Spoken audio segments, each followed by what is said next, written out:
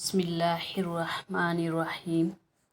قرآن مجید فرقان حمید کے 7ویں پارے کے شروع میں اللہ تبارک و تعالی نے نرم دل اور امان شناس عیسائیوں کی جماعت کا ذکر کیا کہ جب ان کے سامنے اللہ کے کلام کی تلاوت کی جاتی ہے تو حقیقت کو پہچاننے کی وجہ سے ایسے لوگوں کی آنکھوں سے آنسوؤں کی جڑی لگ جاتی ہے، اور وہ لوگ حق کو پہچاننے کے بعد اس کو قبول کر لیتے ہیں۔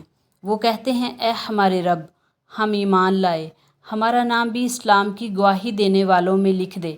قرآن مجید کی یہ آیات اس وقت نازل ہوئی جب کفار کے شر سے بچنے کے لیے مسلمان حبشہ کی طرف ہجرت کر جاتے ہیں اور کافر مسلمانوں کے بارے میں حبشہ کے بادشاہ کو اکسانے کی کوشش کرتے ہیں۔ حبشہ کا نرم دل عیسائی بادشاہ نجاشی جناب جعفر طیار رضی اللہ تعالیٰ عنہ کی زبان سے قرآن پاک کی تلاوت سنتا ہے تو اس کی آنکھوں سے آنسو بہنا شروع ہو گئے اور اس نے اپنا شمار اسلام کی گواہی دینے والوں میں کروا لیا۔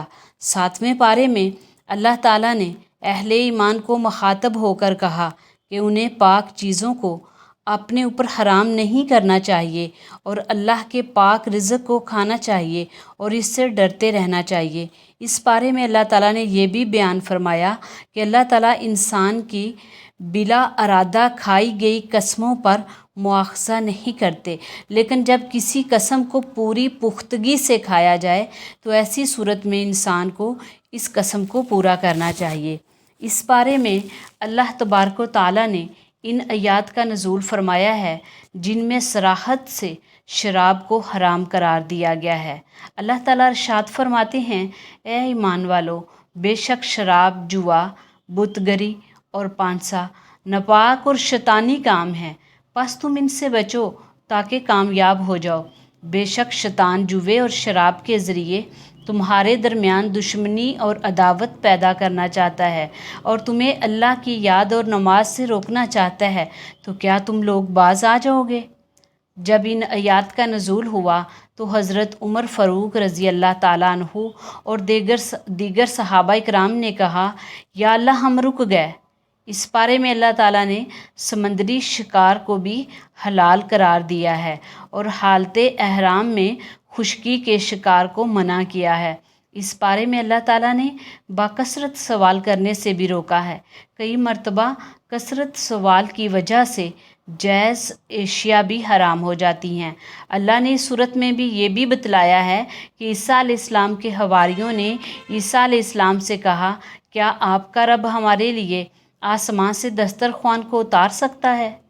عیسیٰ علیہ السلام نے حواریوں کے اس بلا جواز مطالبے پر انہیں آگاہ کرتے ہوئے کہا کہ اللہ سے ڈرو اگر تم مومن ہو۔ حواریوں نے عیسیٰ علیہ السلام کی اس نصیحت کے جواب میں کہا کہ ہم چاہتے ہیں کہ اس میں سے کھائیں اور اپنے دلوں کو مطمئن کریں اور ہم جان لیں کہ ہمیں سچ بتایا گیا ہے اور اس پر گواہ رہیں۔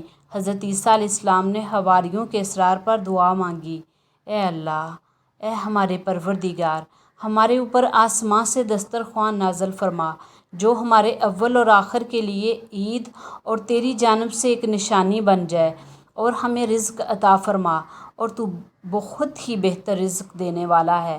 اس دعا پر اللہ نے فرمایا، میں وہ دسترخوان تمہارے لیے اتاروں گا، پھر جو کوئی تم میں سے اس کے بعد کفر کرے گا تو میں اس کو ایسا عذاب دوں گا جو جہان والوں میں سے کسی کو نہیں دیا ہوگا۔ اس سے ثابت ہوتا ہے کہ اللہ اور اس کے نبی کی باتوں کو بلا چون و چرا ماننا چاہیے۔ جب بھی کبھی اللہ تبارک و تعالیٰ سے نشانی مانگ کر اس کے راستے کو چھوڑا گیا تو اللہ نے چھوڑنے والوں کو بہت برا عذاب دیا۔ سورۃ المائدہ میں اللہ نے اس بات کا بھی ذکر کیا کہ قیامت کے دن اللہ تعالیٰ جناب عیسیٰ علیہ السلام سے پوچھیں گے کہ کیا انہوں نے لوگوں کو کہا تھا کہ ان کی اور ان کی والدہ سیدہ مریم کی عبادت کی جائے اور انہیں خدا کا بیٹا کہا جائے؟ حضرت عیسیٰ علیہ السلام جواب میں کہیں گے، یا اللہ، میں ایسی بات کیسے کہہ سکتا ہوں جسے کہنے کا مجھے حق نہیں؟ میں تو ان کو ہمیشہ یہی کہتا رہا کہ میرے اور اپنے رب اللہ کی عبادت کرو۔ انبیاء کرام نے ہمیشہ اپنی امتوں کو توحید کا درس دیا، لیکن یہ لیکن یہ ان اقوام کی بد نصیبی تھی کہ انبیاء کرام کے راستے کو چھوڑ کر شرک کی دلدل میں اترتے گئے۔ سورۃ الانعام قرآن مجید کی مصحفہ ترتیب میں سورۃ المائدہ کے بعد سورۃ انعام ہے۔ سورۃ انعام کے شروع میں اللہ تبارک و تعالیٰ فرماتے ہیں کہ ہر قسم کی تعریف اسی کے لیے ہے جو زمین اور آسمان کا خالق ہے اور جس نے اندھیروں اور اجالوں کو پیدا کیا، لیکن کافر پھر بھی اس کا شریک بناتے ہیں۔ اس کے بعد اللہ نے بتلایا کہ اس نے انسان کو مٹی سے پیدا کیا، پھر اس کو رہنے کا ایک وقت دیا، پھر ایک مخصوص مدت کے بعد اس کو زندہ کیا جائے گا، لیکن انسان ہے کہ دوبارہ جی اٹھنے کے بارے میں شک کا شکار ہے۔ اس کے بعد اللہ تبارک و تعالیٰ نے اس بات کا ذکر کیا کہ اللہ ہی ہے آسمان اور زمین میں، اور جو انسان کے ظاہر اور باطن کو جانتا ہے کہ اللہ ہی ہے آسمان اور زمین میں جو کچھ ہے اس کو جانتا ہے، اور انسان کے ظاہر اور باطن کو جانتا ہے، اور یہ بھی جانتا ہے کہ جو وہ کماتا ہے۔ اللہ تعالیٰ نے اس صورت میں اپنی ملکیت کی وسعت کا بھی ذکر کیا اور ارشاد فرمایا کہ دن اور رات میں جو کچھ بھی موجود ہے اسی کا ہے، اور وہ سننے والا اور جاننے والا ہے۔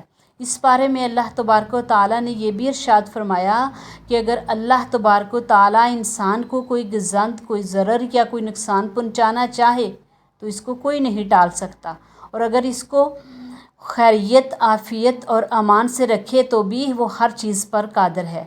یعنی انسان کی حالت کو بدلنا اللہ کے لیے کچھ بھی مشکل نہیں۔ اللہ نے سورۃ انعام میں یہ بھی بتلایا کہ اہل کتاب کے صاحب علم لوگ رسول اللہ صلی اللہ علیہ وسلم کو اس طرح پہچانتے ہیں جس طرح کوئی اپنے سگے بیٹے کو پہچانتا ہے۔ اس کے باوجود یہ لوگ ایمان نہ لا کر اپنا ہی نقصان کر رہے ہیں۔ اس بارے میں اللہ تعالیٰ نے اس بات کا بھی ذکر کیا کہ کافروں کے طعنے رسول اللہ صلی اللہ علیہ وسلم کو دکھ پہنچاتے ہیں۔ اللہ نے اپنے نبی کی ڈھارس باندھتے ہوئے کہا کہ یہ ظالم لوگ در حقیقت آپ کو نہیں بلکہ اللہ تعالیٰ کی آیات کو جھٹلاتے ہیں۔ اس بارے میں اللہ تعالیٰ نے اپنے علم کی وسعت کا بھی ذکر کیا کہ اللہ تعالیٰ کے پاس غیب کے خزانوں کی چابیاں ہیں اور ان کو اس کے سوا کوئی نہیں جانتا۔ خشکی اور سمندر میں جو کچھ بھی موجود ہے اللہ تعالیٰ اس کو جانتے ہیں، اور کوئی پتا جو زمین پر گرتا ہو اللہ تعالیٰ اس کو بھی جانتے ہیں، اور کوئی ذرہ جو زمین کے کسی اندھیرے مقام پر پڑا ہو اللہ اس کو بھی جانتا ہے، اور وہ ہر خشک و ترس سے پوری طرح واقف ہے۔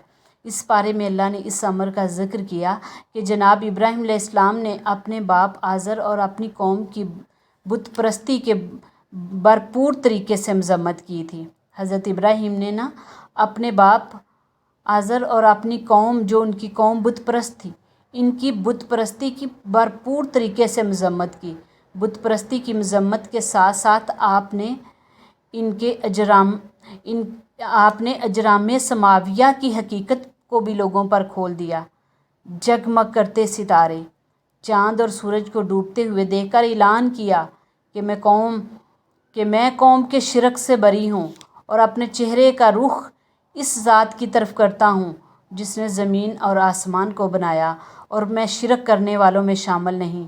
اس بارے میں اللہ تعالیٰ نے مسلمانوں کو حکم دیا کہ انہیں غیر اللہ کے پجاریوں کو گالی نہیں دینی چاہیے کہ یہ لوگ معاذ اللہ جواب میں اللہ تبارک و تعالیٰ کو گالی دیں گے۔ اس بارے میں اللہ تعالیٰ نے اس بات کا بھی ذکر کیا کہ اللہ آنکھوں کو پاتا ہے مگر آنکھیں اس کو دنیا میں نہیں دیکھ سکتی۔